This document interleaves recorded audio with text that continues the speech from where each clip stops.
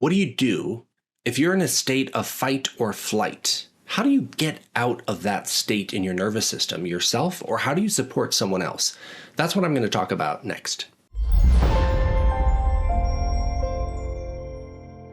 Hello there, my name is Steve Mattis with Actual Infinity, and I help business owners and others who are neurodivergent, highly sensitive, and likely have past trauma to navigate those challenges in life or in business in a way that works with their neurobiology instead of against it, so that they can make progress in their business or in their life or in their relationships or whatever it is they're working on and focused on in a way that builds healthy relationship with themselves so that they can be in healthy relationship with their business or others and the world and their life. In my online community, The Village, someone asked me this really interesting and beautiful question, and they said, I'd love to get your thoughts on this. What do you do when you're constantly in flight mode? And they defined flight this way. They said being constantly busy, always needing something to do, arranging even more things to do, even though it leaves you feeling exhausted and frazzled. So I want to start, in case you're not familiar with polyvagal theory, I want to talk briefly about the autonomic nervous system and just kind of give you a basic overview of what we're talking about. When we are safe and connected, that's called ventral. All right, this is the state that our body is always trying to get back to. Its natural home is in ventral. If stress or danger or threat activation increases, we move into our sympathetic nervous system, which is called sympathetic, right? This is fight or flight. This is when we are mobilized into action based on fear. If that continues, if the stimulation continues to go up, if we continue to get even more threat and our life becomes in danger, we can move into dorsal, which is shut down in collapse. This is when the body basically stops operating and stops to conserve itself, preserve itself. Basically the functions between, our pelvis and our head are all that's operating. Our heart beats and we keep breathing, but that's just about it.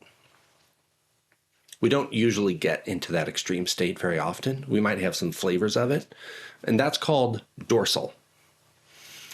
And ventral and dorsal are two branches of the vagus nerve, which is our 10th cranial nerve, which innervates our face, our body, down to our pelvis.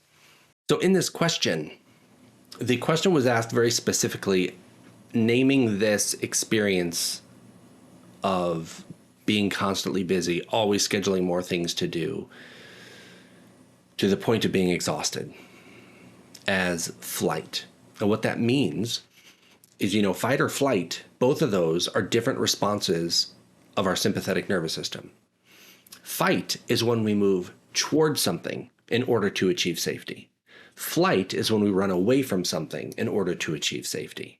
And so what this person in my online group mentioned, they're naming this activity, being mobilized, as flight, which means that they're moving away from something. They're using these actions as a mobilizing way to avoid or move away from something else that feels dangerous, right? It's important that we kind of understand how all of that works and the logic and reasonableness of it, because it is logical and it is reasonable. This person's nervous system is helping to keep them safe. They are not ghosting themselves. They are not self-sabotaging. They are acting appropriately to keep them safe. So the first thing that you do when someone is in a state of flight and they're using behaviors that we might see as unhealthy is to, first of all, change our perspective that it's unhealthy, and then help them to likely change their perspective that it's unhealthy. The first thing we want to do is help to normalize and understand and bring compassion to what's happening, because everything we do is to get a need met. And the reason why we engage in behaviors is because somehow, somewhere, some way, it's meeting a need of ours. This is always true. It's a universal principle. I have yet to have anybody share with me any behavior that doesn't somehow fit that universal truth. Everything we do is done to meet a need. This is true of our nervous system. It takes really good care of us. And so our nervous system doesn't care about the strategy. All it cares about is keeping us away from danger, right? Keeping us away from threat. And so if something is going on that feels threatening to the person, and they're using staying busy in order to keep themselves safe from threat. I'm too busy to be involved with this thing, or I'm too busy to feel that feeling, or I'm too busy, I'm too involved, I have too much stuff going on to turn and face my trauma. Instead of trying to get them to behave differently, the first step we want to do is to see them and their wisdom for taking such good care of themselves. Their nervous system has mobilized them to keep them safe. And we want to help them see how beautiful and powerful and brilliant they are. Now, we know that these strategies may be keeping them from deeper healing, but this is what they know to do now. And so we want to acknowledge the beauty of the nervous system. The nervous system doesn't know that that's an unhealthy strategy. All the nervous system knows is that this keeps me from facing this really painful thing, right? We got to honor that. That's just brilliant. It's trying to keep us safe. And so what do we do then to move through that? If we know as a practitioner, as a third party, or in ourselves, we may have the awareness of like, I know I need to face this thing or do this thing, but I keep busying myself so that we don't involve shame, we don't bring up shame. We have to see the brilliance in our behavior. That's step one. Secondly, we want to then help the body, the nervous system, experience safety in a new way, right? The reason we're staying busy is because that feels like it keeps us safe. So we want to carve a path with them slowly, safely, gently, in feeling safer within themselves. And as they lessen the amount of busyness, this doesn't mean that we're turning towards the thing yet. It doesn't mean that we're doing the healing or feeling the feeling or doing the activity that we're avoiding. It means learning to be safe while being less busy. And as we modulate between being busy so that we stay safe and being not busy and still being safe, we begin to nourish and help and support our nervous system so that it can move between the two. All of a sudden, we don't have to be over here and busy. We can be over here not busy, but there's safety here. Well, how do we establish this safety? We can do it a lot of different ways. Here's a couple of very brief ones. We don't need them to change this behavior of busyness yet. We're simply adding in an experience of safety. Noticing is the first step always and the key. We just want to notice what it's like. And we're wanting to help them experience safety in their body. So this is always a very somatic experience. We want to experience the feeling of safety so that we get more familiar with it. The busyness isn't the safety. It feels like safety because it's keeping us from the thing, but it's not actual safety. What does actual safety feel like? What is safety? Safety, the elements of safety can be really different for different people and different neurobiologies, right? Different experiences, different life paths. And so We want to help them discover what feels safe for them. Some of the fundamental things that can really help us feel safe sometimes, and this isn't even always true, is breathing. This is fundamental to life. And yet, deep, slow breathing can sometimes bring up trauma. So I just want to state that as a trauma-informed coach. I want to make sure that we understand that sometimes breathing deeply and intentionally can bring up trauma. It can actually increase sympathetic, depending on the person. Now, that's not terribly common, but it's possible. So we just want to be careful, especially if we're working with folks with trauma. It may not feel safe, right? If it doesn't feel safe, then simply what kind of breathing does feel safe? We know they have to breathe, right? Or we have to breathe.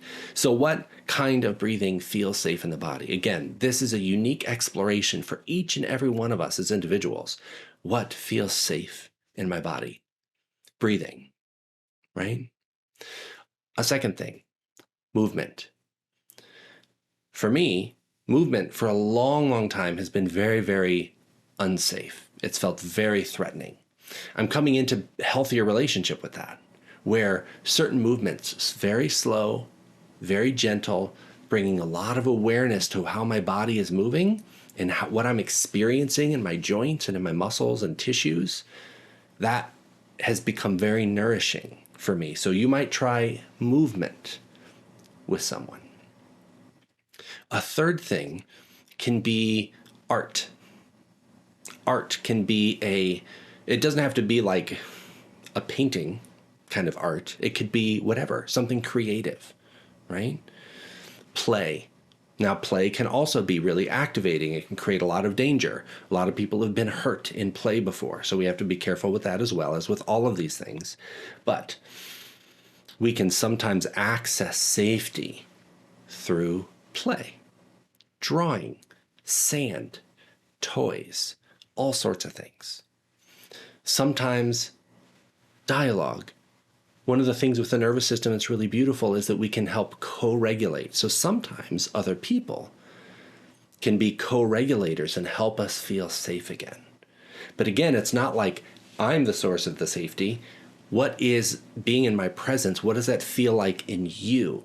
And can you anchor into and connect with that sense of safety within you in my presence, right? And then when you're not in my presence, or I'm not in your presence, can we still feel that energy of safety in our body? Another thing that we can do is we can help them to look for cues of safety. And we can do this in a lot of different ways. We can do it through anything visually available in their environment. You know, maybe they have meaningful things. Like I've got a bunch of things back here on my shelves these are all cues of safety for me, all these things. There's a whole shelf of Care Bears right there. Those are cues of safety for me for a very specific reason. So if I need safety, I can look back there and see the Care Bears, and I can immediately just drop right into the meaning that they have. Maybe there's stones or seashells or things like that, right? So what does that mean? Like, how would a Care Bear bring me safety? I mean, it's just an inanimate object, right? Because I feel it in my body. I've had experiences around Care Bears and I feel it. I feel safe. There's a whole story behind it. There's a whole big history behind it. It's not just that actual thing. That's just a representation of the much deeper somatic experience I've had of safety in relationship to Care Bears, right? So whatever that person has, that can be really helpful. So it can be tangible things. So a lot of times nature can really help people feel safe. But again, we don't want to build a reliance on a tree being available to hug in order for us to feel safe. When we hug the tree, or we are in nature, we are on the beach or by the ocean or whatever it happens to be, what we're wanting to help them do is to feel in their body what's going on when they're in nature. What's going on inside of you when you are connected to Care Bears, right? What is the sense of safety in your body? Helping the body to anchor, to ground into that sense of safety in your tissues, in your organs, in your bones. Because then, as we practice that repeatedly, then we can return to that and we begin to establish a somatic sense of safety, right? And then, once we do these practices, breathing, movement, play, creativity, art, sound, music, those kinds of things, cues of safety externally, and I'll just add on internally. Sometimes we can have memories, places we've been, relationships we've had, other experiences we've had that we feel internally. Maybe there's parts of our body that feel really safe to us, so we can kind of like travel there and like be there, like let that part of our body be our container. There's all sorts of different ways that we can experience that, and every person is different. But once we do those things and we really have that grounded anchoring of safety in our body, now we can invite ourselves or a client or something else to turn back towards the thing that feels so scary, that has been so threatening. And we do this very gently. We can do it through what's called pendulation, going back and forth like a pendulum, right? Or maybe I'll go this way. We go to the threat and we just taste it. We just taste it in your system. And notice, first we start with safety, right? We've anchored the safety in our body. Then we just go to taste. Just dip your toe in the water of this threat, this scary thing that you're facing, your trauma or the feeling or the experience or whatever it is that you're working towards, or the action, the to-do list, the objective, right? We just taste it and we notice our system change. We notice our physiology change as our sympathetic nervous system comes online, right? Oh my God, there's threat. I want to get away from this. I want to go be busy. No, let's come back to safety. We just come back to safety in the body. And if we need to use the tools that we just talked about, if we got to do some breathing, we can do that. If we need to look for a cue of safety, like remember the Care Bears, bring the Care Bears into your heart. Like let's anchor back into safety. And then we pendulate back over to the threat again. And we just taste it again. And when we begin to notice our system come up, we come back to safety. And by doing this pendulation where we go back and forth, we're building tone in our nervous system. Our nervous system's like, hey, I can move back and forth pretty easy. And what happens is that, we might go this far towards the threat. That's enough. Back to safety. Then when we go back just a little bit further, back to safety. And when we feel really safe again, we go back just a little bit further, then back to safety. Then we go just a little bit further and then back to safety. Then we go just a little bit further and then back to safety, right? We're doing this pendulation back and forth. We're building, our nervous system knows how to go back and forth.